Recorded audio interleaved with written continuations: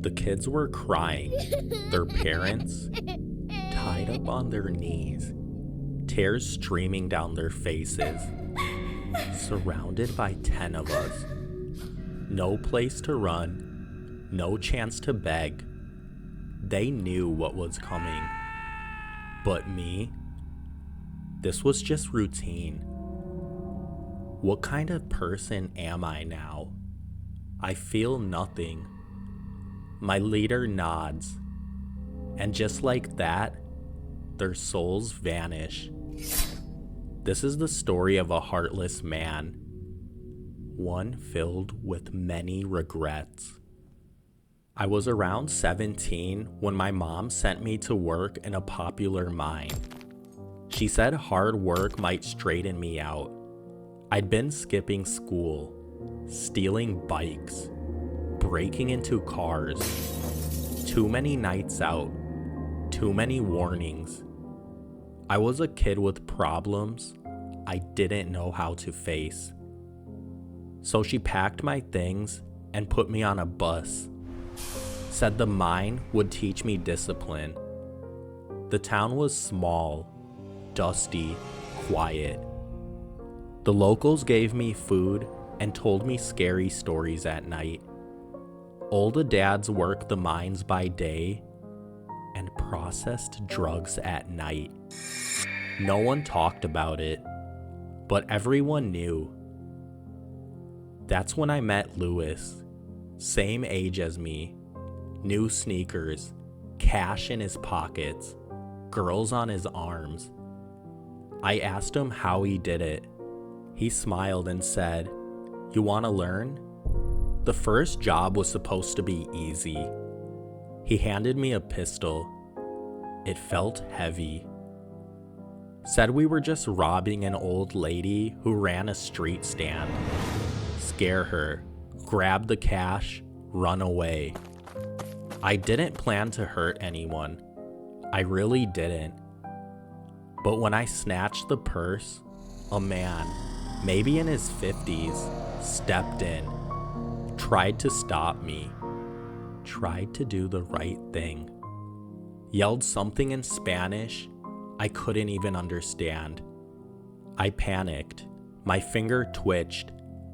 I shot him. He dropped, just laid there, twitching, bleeding in the dust. I stood over him, frozen. He looked straight at me, eyes wide. He was still alive, mouth moving like he wanted to speak, but couldn't. I watched the light drain out of him. Didn't know what I'd done until it was too late. I ran as fast as I could. Met back up with Lewis and his father, Don Garcia. They didn't ask if I was okay. They didn't yell. Didn't even seem surprised. Don Garcia looked over me, and then he said, "Every soldier has a first scar." He handed me cash, patted my shoulder, and just like that, I was in. This was the first time I killed a man, and the beginning of everything that followed. After that, I stuck close to Don Garcia and his crew. They gave me more jobs, first robberies, then home invasions. By 18, I was running the streets with real killers. The more I did it, the less I felt. And the less I felt, the more they trusted me. By now, I was around 20. I wasn't just moving drugs. I was part of the inner circle. That's when I met our leader, Jose. Gray suit, emerald ring, voice calm as a priest. They said he used to run police squads. Now, he ran our operation. One afternoon, he called for me, told me to come around the back. We reached a fenced-in dirt yard. Inside were two people. an older man and woman tied to a post. Jose lit a cigarette. The boy stole from us 25 grand. I looked around. That's not him. He smiled. No, these are his parents. That's when the kid was dragged in.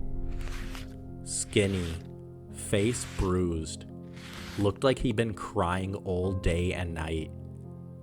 They made him kneel just outside the fence. His parents were already screaming. Please, the mother cried. He's just a boy. The father yelled. We'll pay it back. Anything. Don't do this. You don't have to do this. The son, he lost it. No, please, not them. Take me instead. He looked at me like I was the only human left. Tears, hard breathing. He was shaking. He couldn't breathe. Please don't do this.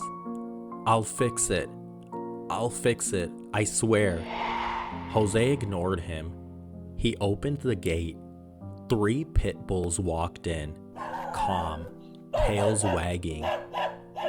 The parents screamed. The dogs didn't rush. They circled, sniffed. Get them, boys, Jose yelled. Then it started. The mother shrieked first. Blood sprayed the fence. The father tried to fight, but he was chained. The dogs went for their legs, then their stomachs. The air filled with barking and crying. I couldn't look away. My chest tightened. I thought I might throw up, but I didn't. The son collapsed, just sobbed. When it was over, Jose nodded at me.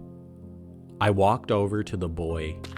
He didn't fight, didn't speak. I grabbed his arm, pulled him to his feet. He looked up one last time. I threw him into the yard. The gate shut behind me. Jose walked over, tapped my chest with his ring. Gold looks good on you, he said. But shine too bright? The dogs remember. I didn't say a word. After that, I didn't wear jewelry at all. And I didn't sleep for 2 days. By this time, I'm 21 now. No longer a runner. I was trusted, armed, dangerous. That's when the line finally snapped. A man in the crew sold intel to a rival group. Jose, he found out. Didn't want him dead. Wanted him completely erased. So, we kidnapped his family, wife, 2 kids, both under 10. And the man himself tied them all up, took them to a deserted field. The kids were crying, huddled together. The wife wouldn't stop pleading. Please, take me, let them go. Please, not the kids. The man broke down when Jose dragged his daughter forward. She looked no older than 9. Tears, shaking, breathing hard. Where's my mama? She asked, over and over. We made the parents watch as the kids were killed first. Blades, no bullets. Jose's rule. It had to be slow, memorable. The father screamed until his voice broke. The mother tried to shield her son with her body. Didn't matter. It was too late. The children were gone. The parents still alive. I stood there while it happened. I didn't cry. I didn't throw up. I just watched. But inside, everything was breaking. That night, I didn't sleep. The next night either. It wasn't guilt. it was confusion. I didn't know what I felt anymore. I'd reached a place where pain didn't feel like pain anymore. It was just numbness. The mother collapsed over her son's body, sobbing, and then she started praying. Loud, shaking, desperate. Not to us, to God. I hadn't heard anyone pray in years. She was begging him to wake up. Something in my chest cracked open. Not guilt, not sorrow, just a reminder. I don't know why, but tears started falling from my eyes. I'd seen worse. I'd seen suffering, but this broke me. Maybe I felt the presence of God there, because in that moment, I knew there were people out there that still believed, who cried out to something bigger. That's when I knew I had to leave this life behind. I couldn't stay another day. I vanished, changed my name, cut my hair, moved north, got a job at a local gas station, tried to build something quiet and more meaningful, but I still hear her voice when I sleep. If God really did hear her, or if he was staring at me the whole time, waiting for me to finally feel it.